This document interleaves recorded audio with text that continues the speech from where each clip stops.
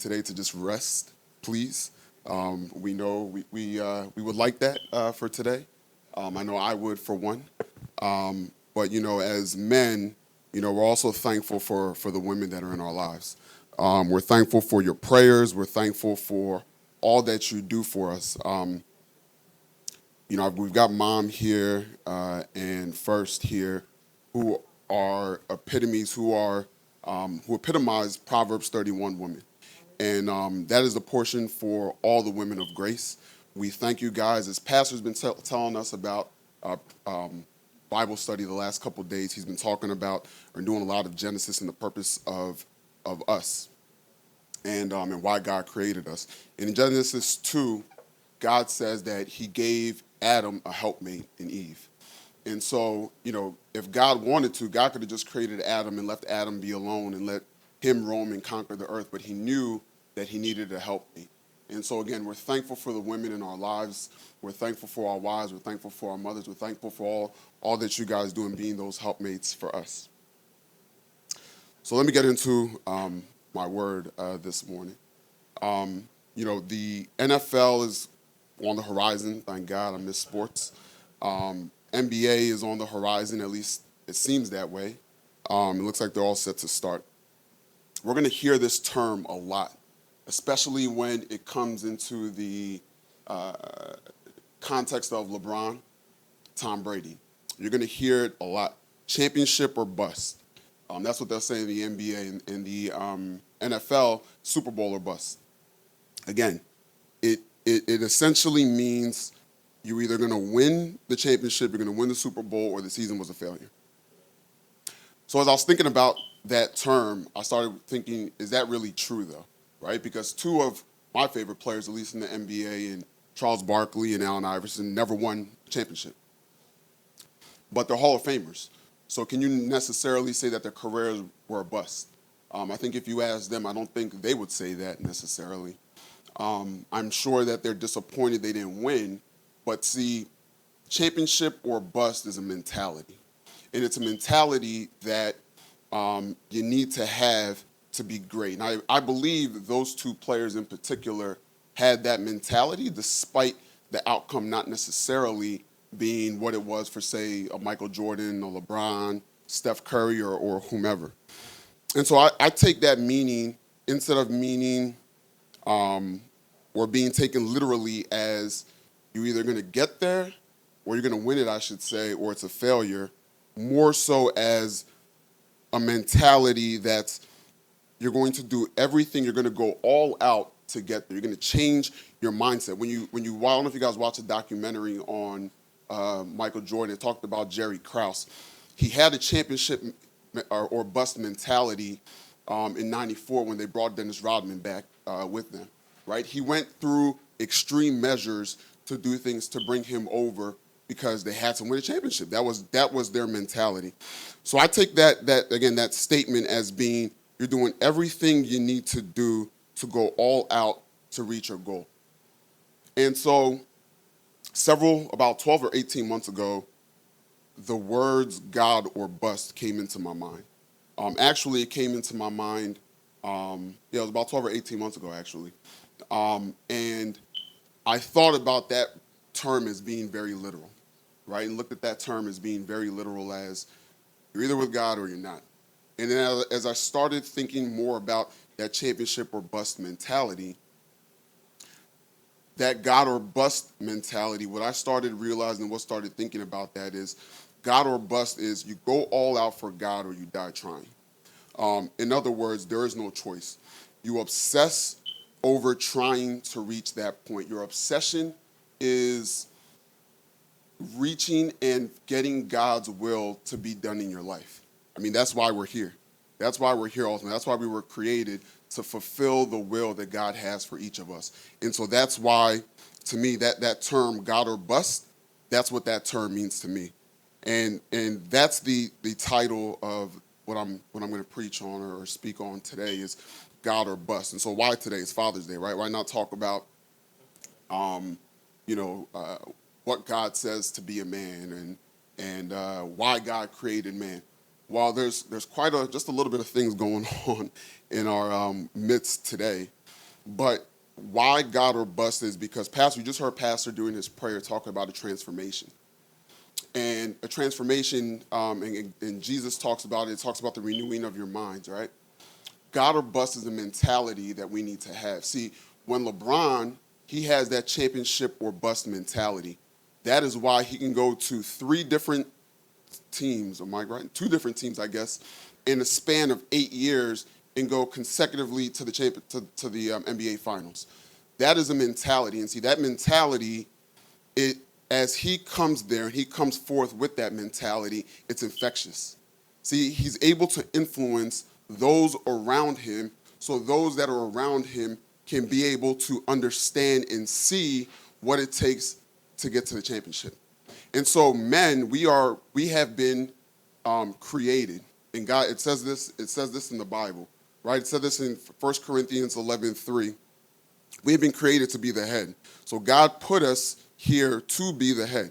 That is our position. So as the head, we're in a position of influence. We're in a position of influence within our households. We're in a position of influence to our wives, to our children. And then as you start influencing them, just imagine their networks, how they're able to influence their networks. So that's why we're talking about God or bust today. It's because, and this message is not just for men, because women as well, you're also in positions where you're in positions of influence. Some of you are leading organizations. Some of you are leading small groups. Some of you are doing whatever job that you're in. We're told to do those jobs as if we own it, as if we lead it. So we're all leaders in our own rights, and we all have to have that mentality because there's people that are within our reach that need to see that God or bust mentality. And so when I heard these words, I started thinking about, all right, what am I going to talk about today? What am I going to talk about today? And as I said, these words came to me roughly like 12 to 18 months ago. I was going to put them on a shirt for Gaudacious. I actually created something, and then I just kind of left it. I didn't do much with it. Fast forward to January, February of this year, the words came back to me again. And then as I was preparing for this message, and I was trying to think about what I want to say, what I want to do, I heard these same words again, God or bust. And as I heard them, it took me to Daniel. So I actually got to Daniel first, and then these three words came to me, God or bust, as I started reading through the whole book of Daniel, trying to say, God, reveal yourself to me, and this is what he revealed. And so we're gonna get into the word. We're gonna go through Daniel. We're gonna look at Daniel. Now I'm not gonna talk necessarily about Daniel, but I'm gonna focus on Hananiah, Mishael, and Azariah. You guys might be saying, I've never heard of these people before. You have, but you guys probably know them as Shadrach, Meshach, and Abednego. And so we're going to focus on chapter 3, and we all know the story, but we're going to look at it from a different perspective. We're going to focus on chapter 3, but before we get there, I want to get us up to speed of what happened in chapters 1 and chapter 2. In the interest of time, I'm going to breeze through it, but feel free to read it. So in chapter 1, King Nebuchadnezzar, he was the king of Babylon and took over Jerusalem. See, he got there, took everything over. He one of the first things he did when he got there was he ordered that all the young men be brought to him, right? So he wanted to train these young men up in the Babylonian way. So he wanted them to speak the Babylonian language. He wanted them to read the Babylonian books. He wanted them to understand everything about the Babylonians so that he can raise them up to be in a position that they can help and serve him. That was his goal. That was one of the first things that he did. When he did that, the plan was that this training will occur for 3 years. So these young men will go in training for 3 years, and they'll learn all these different things. They'll eat their food, drink their drinks, and so forth. And so he was giving them all the best food, all the good drinks. Now, there was four boys in particular. I'll call them boys because I believe that they're probably, when I say young men, likely were teenagers at the time. So there were 4 boys in particular that stood out in the book. Daniel, Hananiah, Mishael, and Azariah. Those four boys stood out, and they stood out because as it's not that they turned away from what King Nebuchadnezzar was trying to do. They didn't say we're not going to participate in the training. What Daniel did is we'll participate in the training because they knew that they had to. And so what Daniel did is persuaded the guards to say, hey, just allow me to eat what I want to eat, which were vegetables, and allow me to, that's all I ask. He wanted to have a sane mind at that time so that he can still serve the God that he serves. The guard listened, the guard was persuaded, the guard said, no problem. Daniel, Meshach, or Hananiah, Azariah, and Mishael, no problem. I'll let you guys do what you need to do. At the end, fast forward 3 years later, what it says at the end of that chapter is that those men were, though King Nebuchadnezzar said they stood out amongst everybody else, right? That was what happened at the end of that. They went through the whole 3 years. They got through it. They stood out amongst their peers at the end of it. Fast forward chapter 2. In chapter 2, I'll summarize real quick that the king had a dream. The king was very frustrated, very disturbed, and wanted to understand that dream. So Daniel had the ability to interpret dreams. He was the only one there who was able to interpret the king's dreams. So he took some time, he interpreted the dream. The king was amazed. The king said, you know what, Daniel, I'm going to promote you because you are better than these others here who couldn't interpret the dream. So the fact that you could, I'm going to promote you. So Daniel said, great, you're going to promote me? Cool. Now, when you promote me, I'm going to ask that I put on my team as well. So I've got these 3 friends over here. I'm going to need you to promote them as well. King said, no worries, Daniel. I'm going to promote them as well. So what the king did was promoted Meshach, Shadrach, and Abednego. He had promoted them as well. Daniel was had a higher position, but those 3 also, it says that they were made administrators in Babylon. So now we're going to get into chapter 3. So in the beginning of chapter 3, and we're going to read from verse 8, but before we get there, you'll see the king built a massive statue, right? He commanded his people, once the statue was built, that when they hear a particular sound, when they hear some music, they've got to fall down to worship the image that he set up. And so this would be like, think about it like this for a second. This would be like your boss coming to you and tell you to do something somewhat unethical. And that's at least how Meshach, Shadrach, and Abednego saw this. As you're asking me to do something unethical, something that goes against who I am, goes against my morals, right? Just imagine if your boss said, skim some money off the top. Every time we get the sale, take a little bit off to the side, we'll split it at the end of the month. It's kind of what he was doing, what the king was asking them to do here. And so we're going to jump to verse 8 of chapter 3, and I'm going to be reading from the NIV version. One second. Daniel 3, going from verse 8.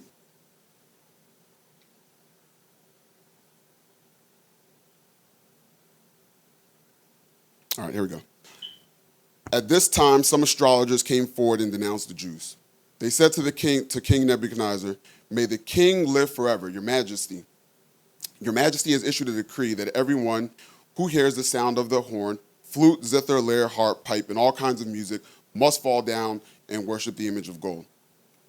And that whoever does not fall down and worship will be thrown into a blazing furnace. But there are some Jews whom you have set over the affairs of the province of Babylon, Shadrach, Meshach, and Abednego, who pay no attention to you, your majesty. They neither serve your gods nor worship the image of gold you have set up. So these astrologers snitched on these 3 guys. The astrologers said, oh, king, you told us that we must do this, but there's these guys over here who aren't following directions. They snitched on them. Exactly. It's very clear right here what happened, right? So let's keep going. In 13, it says, furious with rage, right? So the king is upset now. He's furious. He's like, whoa. You mean to tell me, the king, I put this out there and they're not following directions? All right, gotcha. I'm going to deal with them. So the king says here, summon Shadrach, Meshach, and Abednego. So these men were brought before the king, and Nebuchadnezzar said to them, is it true, Shadrach, Meshach, and Abednego, that you do not serve my gods or worship the image of gold that I have set up? So I'm going to pause there for a second because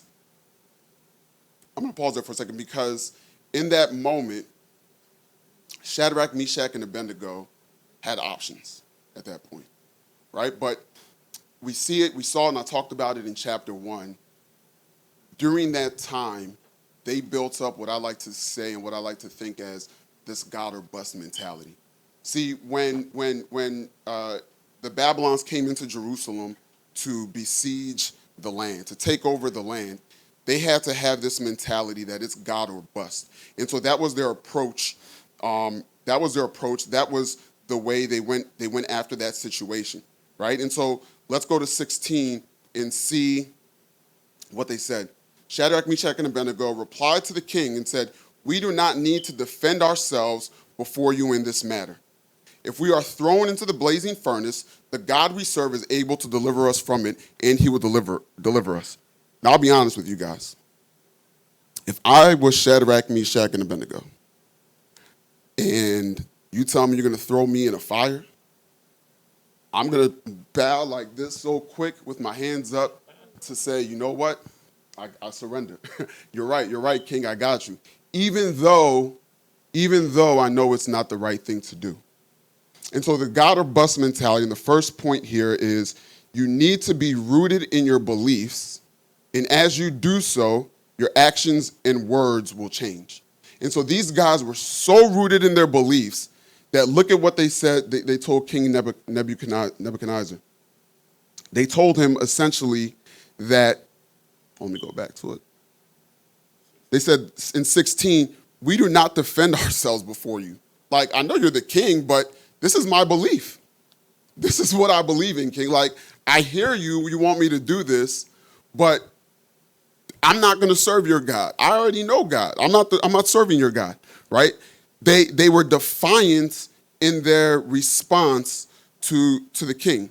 And the king didn't like that, right? And so in that God or bust mentality, as I said, we have to have strong convictions in what we believe in. It's a must. It's a must. You can't go on through life and not have that strong conviction. You can't look at, when Kobe died, you kept on hearing this Mamba mentality. Kobe was fixated on being the best. Can you imagine if Phil Jackson told Kobe, "Hey, Kobe, take 3 days off tomorrow. Take 3 days off tomorrow." Kobe would look at him like he's crazy, right? Kobe would tell there was a story, he'll tell his teammates, "I'll go out with you, but I need you to work out with me in the morning." He'll be at their door, it says at 4 o'clock in the morning. Why? Because he knew, in his belief was, I need to be the best, and I need to continue to work, right? We need to understand and be rooted in God. Our feet need to be planted in God, and our actions need to follow that belief, right? Our actions need to follow that. See, Shadrach, Meshach, and Abednego were persuaded based on their convictions and beliefs of the promise of God and their obedience to him. That's what led them to be as defiant as they were to the king. And think about how many kings that we have coming at us right now that are saying things to us, wanting us to do things that we don't stay rooted in those situations. I mean, I just talked. Imagine being faced in that situation, and that's the consequence if you don't do what's being said. Are you going to stand firm, rooted? Are your actions going to be defiant of what the world is telling you to do, or are you going to conform to what the word says? See, in Romans 4:20 through 21, when Paul was writing, he spoke about Abraham, and you see it here as well. "Yet he did not waver through unbelief regarding the promise of God, but was strengthened in his faith and gave glory to God, being fully," like I said, "persuaded that God had the power to do what he promised."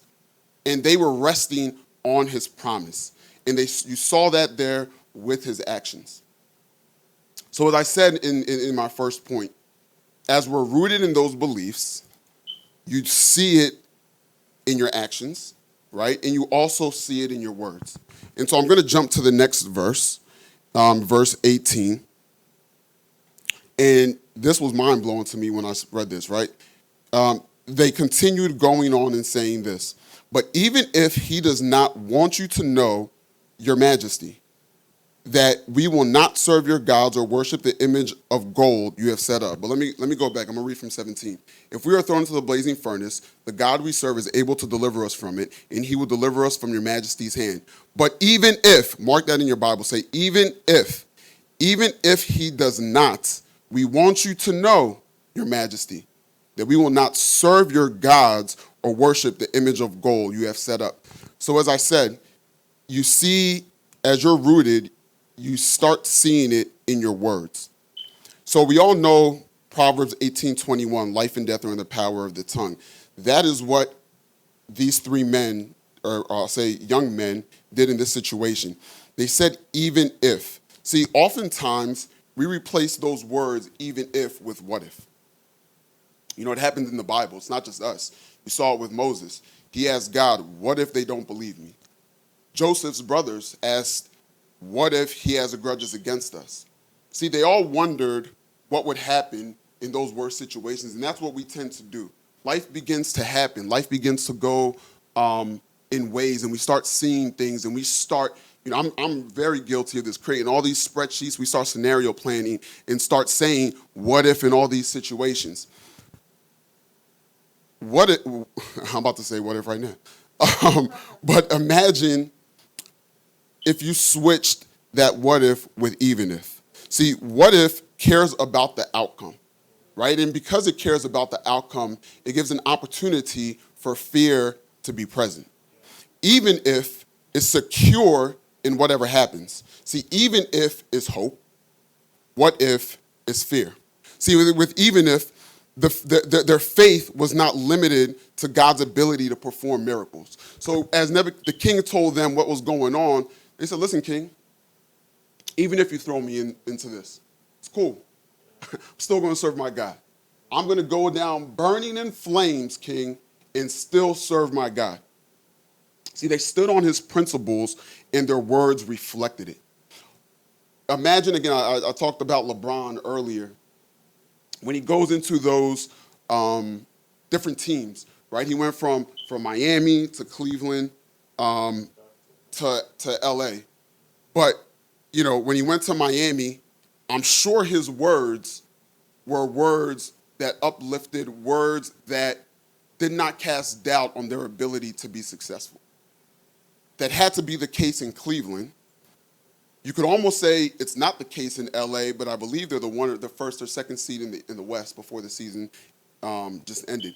So you've got to have the words that are speaking to the faith that you have, and when it looks as if the situation gets too tough, you got to speak it more, and that's exactly what they did, and that's what you saw here. See, as we're being faced with our furnaces.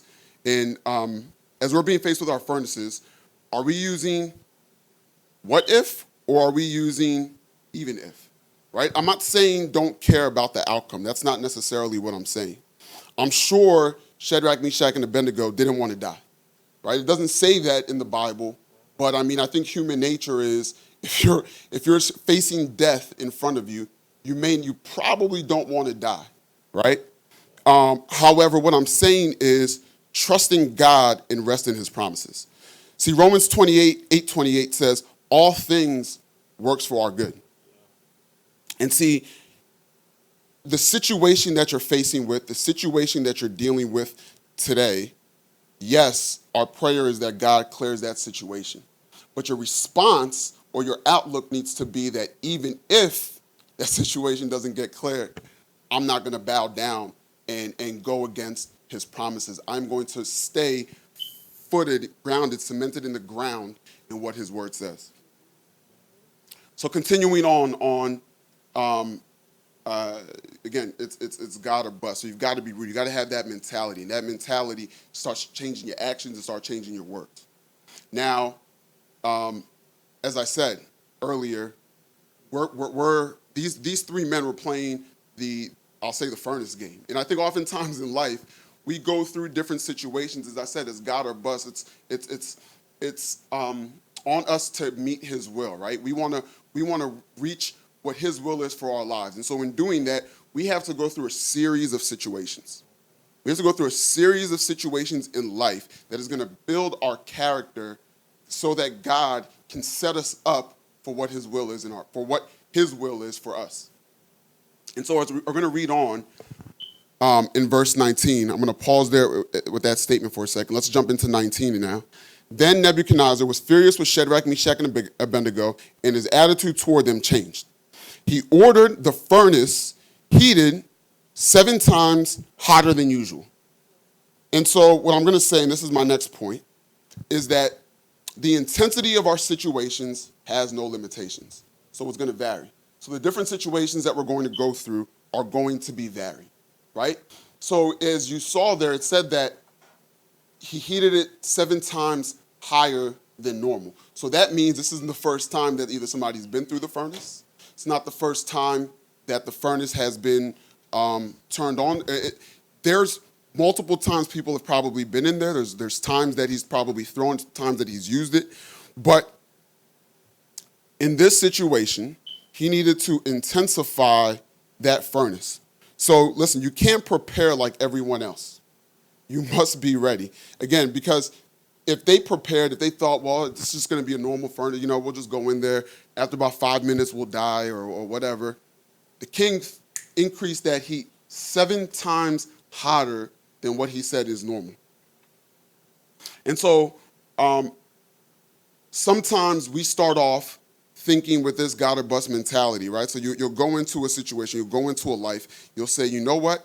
I'm going to have this God or bust mentality.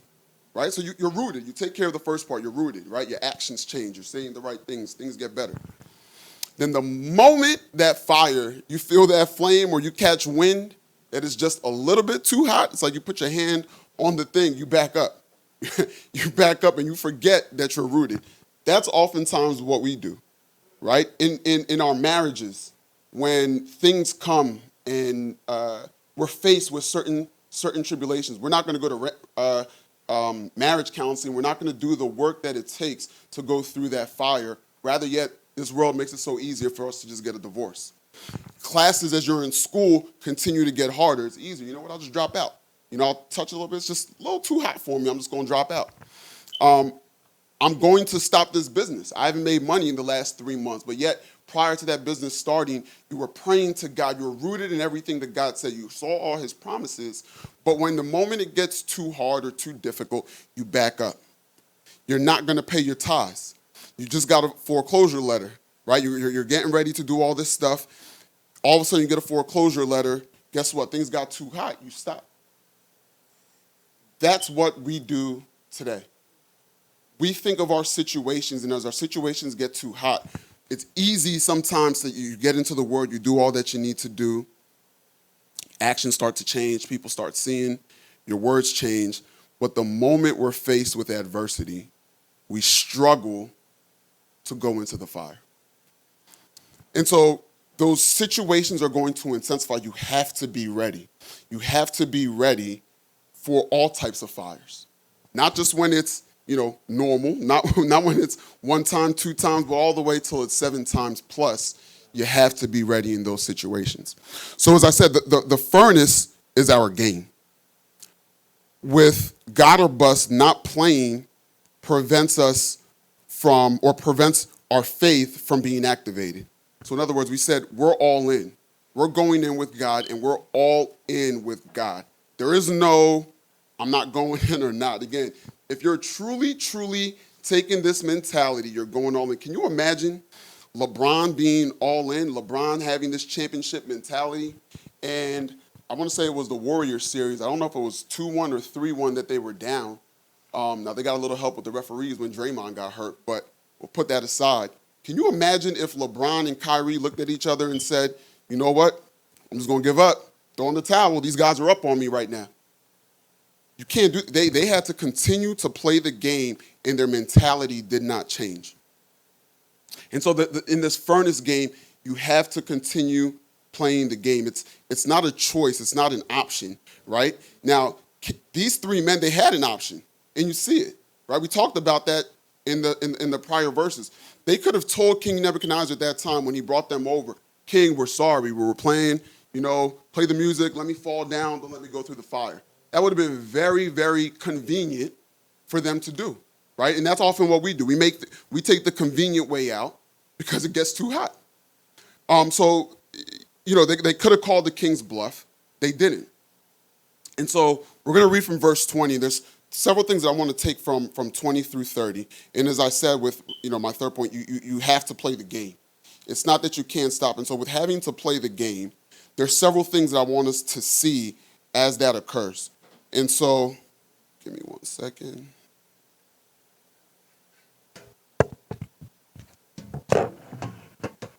Apologies.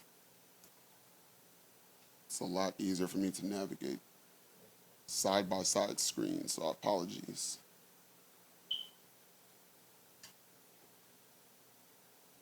All right, I'm just going to skip that for a second because technology never seems to work the way you want it to. Amen. All right, so I'm going to jump to verse 22. Or I say jump, I believe 20. I believe 20 is where we left off. So I'm going to start at 19 again. Then Nebuchadnezzar was furious with Shadrach, Meshach, and Abednego, and his attitude toward them changed. He ordered the furnace heated 7 times hotter than usual, and commanded some of the strongest soldiers in his army to tie them up and throw them into the blazing furnace. So they were tied by the strongest people. There's no way they can get out. He had the strongest men do this. So these men were wearing their robes, trousers, turbans, and other clothes, were bound, and they were thrown into the blazing fire. So he put on them all these heavy things, so as soon as that flame hit them, they would completely die, right? It'd get on them, it'd catch on fire, and boom, that would be it. So watch this in 22. Now, mind you, you have to go play the game. So we said here, the king in 22, it says the king's command was so urgent and the furnace so hot that the flames of the fire killed the soldiers who took Shadrach, Meshach, and Abednego. Now here, this is the first thing that I want you to see here with this. Others may go through the same fire that you go through, but don't look at their outcome. If Shadrach, Meshach, and Abednego saw what happened to these soldiers as they went before them, that could have tainted their faith. That could have shaken their faith, I should say. They could have saw them and said, wow, fire is hot like that? They didn't even go in all the way. The little bit of flames that caught them killed them. So don't look at, we're all going to go through different fires. We're all going to go through different things. But don't look at those and their outcomes as they go through our situations. Our fires aren't their fires aren't our fires. So oftentimes we tend to look and say, I saw the way, you left this job, you went to this job, and it turned out right. If God didn't tell you to leave that job, why are you leaving the job? Stay where you're at. Just because it worked out for him, just because you want to buy this house because they bought this house, God gave them a word to buy the house. If God didn't give you a word to buy the house, when he doesn't pay those bills, don't be shocked. You understand? So you want to make sure that you're not looking at necessarily the outcome of those who go before you. So let's keep on going here. In 23, it says, and these men, was that 23? Yeah. And these 3 men, firmly tied, fell into the blazing furnace. So they went in. Again, we said you got to get in the game.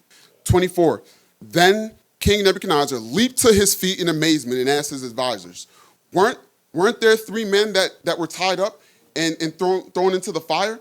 They replied, certainly, Your Majesty. He said, look, I see 4 men walking around in the fire, unbound and unharmed, and the 4th looks like the Son of God's. Whoa. So just imagine, King says, all right, they're about to die. Oh, man, my guards died. Man, those 3 will be gone in about 2 seconds. He probably looked down, maybe he took a drink of water. All of a sudden, it's like, whoa, look what happened. Look, are they up? They're good? Wow. So look at this. 2 things that I want us to take away from that, or 3 things I should say. The fires we go through, so I just said don't look at their outcomes, right? And what I mean by that is the outcomes of others aren't necessarily going to be the outcomes of you. But what you want to do is you want to still stay rooted in what God says and the promises God says concerning our lives. Now, our fires are also for others to see. Our testimony comes from our fire. So see this. We saw this in verse 24, right? They were up. It just said previously that they were tied very strong. So their chains started to break. So when we go through these fires and we're going through these situations, our chains begin to break. You understand? Shadrach, Meshach, and Abednego were there. The king saw them and said, "Where's their chains?" "Oh, I just got," for those who know, you imagine there's the three bodybuilding men or whatever, three brolic, big guys just tied them up the tightest they could. There's no way that they can now all of a sudden be walking around. See, the fires we go through breaks our chains. The fires we go through takes our baggage off. See, the devil prevents us and wants us to see these fires and wants us to be scared when it's hot. But when we go in and take the leap of faith of going in, our chains begin to break. In verse 25, again, I said our fires are for others to see. So others will see our chains being broken. Then what others will see, and you see this in verse 25, is that we'll receive supernatural help. When we go through our fires, we can't go through it alone. You can't do it. I don't care how strong you are. I don't care what. If you went through it on your own and you want to believe that, more power to you. I'm here to tell you, you didn't go through it on your own. There is nothing in this life that we go through on our own. You can call it chance all you want. If you rest in that chance, if you want to rest in that chance, I'll rest in my faith. I tend to believe my faith will take care of me better, right? So you can't go through those fires alone. God, and you see it here with them, he helped them. There was supernatural help. And why does it say supernatural? Look at what Nebuchadnezzar used to describe them. He said an angel in verse 28, and we'll get there in a little bit. But if you look at what Nebuchadnezzar said there, he said there were 4 men. How were there 4 men? Right? It has to be supernatural. If the other guys that I sent before them died, and I saw them die, and I only sent 3 in, and I see 1 more, and he saw 1 more, and I see 1 more, there's got to be 1 more person. So it's not as if they were going crazy. There was a 4th person there. Someone else confirmed it, and I think that's why the Bible specifically, the Bible doesn't put things in here by accident. He asked for confirmation that he saw that help, and you see it right there in 25, and then in 27, again, as it said. Our fires are for others to see. So our chains get broken. We receive supernatural help. And we come through unscathed. And you see that in verse 27, the way they came out of that. So there was not even a hair, I'm sure, missing from their head. They came through the situation unscathed. And people are looking at us, and people watch us. I've had people at work come to me and say, I watch you from afar, the way you handle yourself. People watch what you do. When as I said about LeBron with that championship or bust mentality, that doesn't start in just the locker room. The training staff sees it. The janitors see it. All these people see that, whoa, this guy's putting in work. Right? They're seeing the work that you're putting through, or the work that you're putting on. And so our fires are meant for others to see. If you don't go through the fire, right, how would you ever know if you can come through it? How would you know if somebody else doesn't go through it? How are you going to know that there's not hope for you in your situation? Amen? And so playing, which again, which was the main point. We've got to play the game. You've got to get into the fire.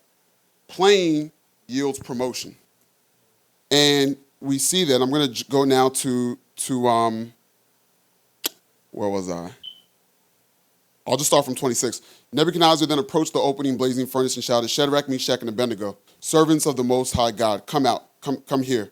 So Shadrach, Meshach, and Abednego came out the fire, and the satraps, perfect governors, and royal advisors crowded around them. They saw that the fire had not harmed their bodies, nor was a hair of their heads singed. Their robes were not scorched, and there was no smell of fire on them.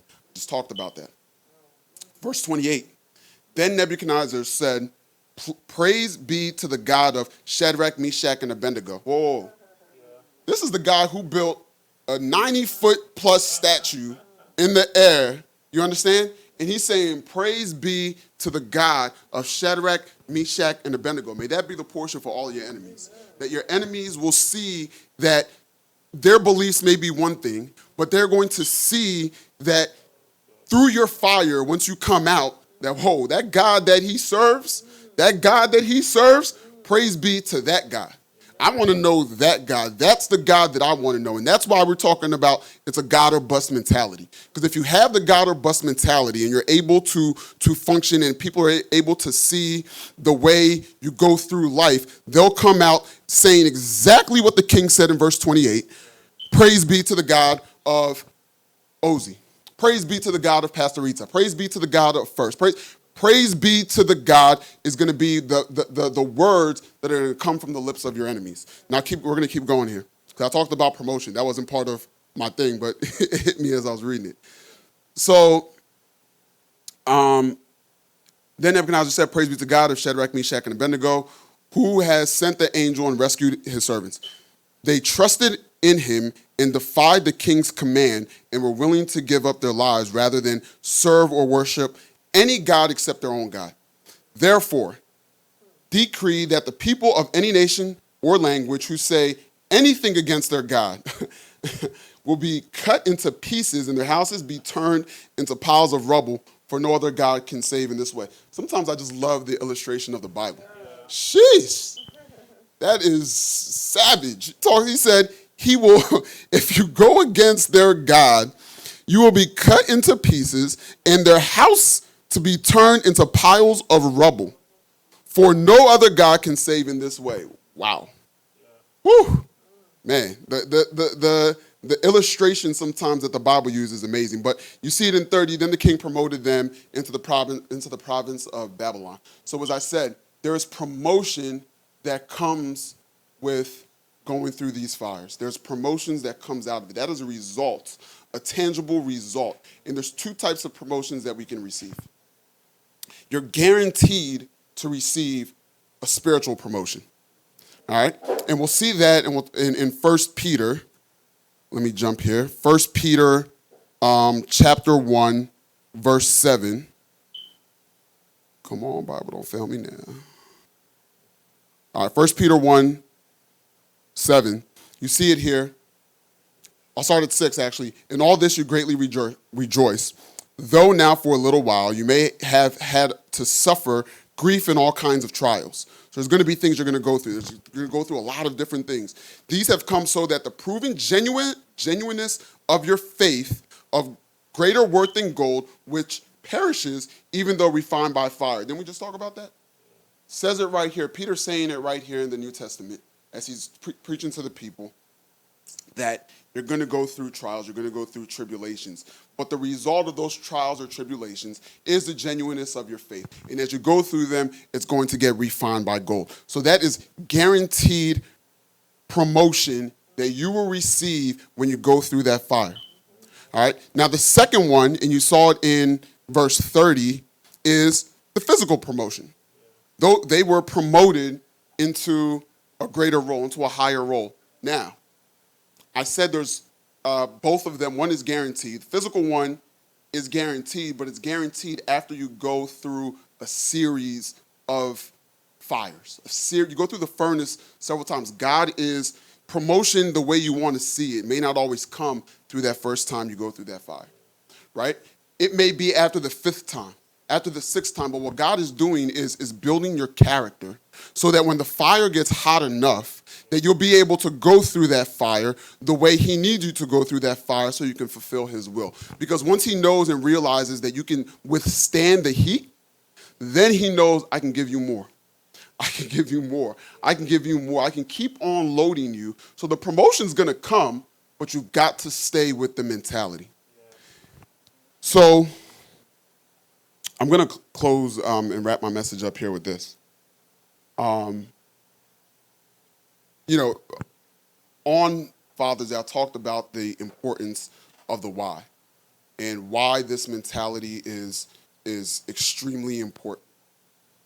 It's important because there's a pandemic right now. It's important because There's racial inequality that's going on that's troubling this nation. I mean, this nation in particular is just going through a lot, some very deep turmoil. This mentality is needed more than ever. The mentality is needed because it's just take those two things aside. Life is still happening. Life is not stopping. And people are watching. Our children are watching. Our spouses are watching. Our coworkers are watching. There's people watching. And we have to approach life with this mentality because the world doesn't want us to necessarily win in that way. Our flesh wants other things for us. And so we have to be specific. We have to obsess. We have to have a obsession of wanting to know and wanting to fulfill God's will in our lives. And the only way we can do that is with this mentality. And so with all these things going on, it's imperative that we have the right mindset. It's imperative that we stay rooted in the beliefs and the promises of God. It's imperative that those beliefs change our actions for others to see. It's imperative that those beliefs change the way we speak and how we verbalize the things that are going on. It's imperative that we understand that the fire is going to get hot, but that God knew how hot it was going to get before you came here. When Jesus was dying on the cross, he saw the fires we were going through. He saw the fire that you've got going on in your life right now. He saw this pandemic of 2020. He saw that there'd be an uprising and a discord in this country. He saw the issues that you may be going through, whether it's health, marriage, something with whatever it is. He saw it all. But he gave us the tools. He gave us the subscription, the antidote, the right remedy to be able to alleviate all these issues. And that's what God or Bust is. God or Bust is going all out, doing everything that we need to do to have that mentality to fulfill his will so that we can be the light. We can be the light that's referenced in Matthew 5. That's what's needed. That God or Bust mentality is needed now more so than ever. So with that, I leave you guys. Thank you, and God bless.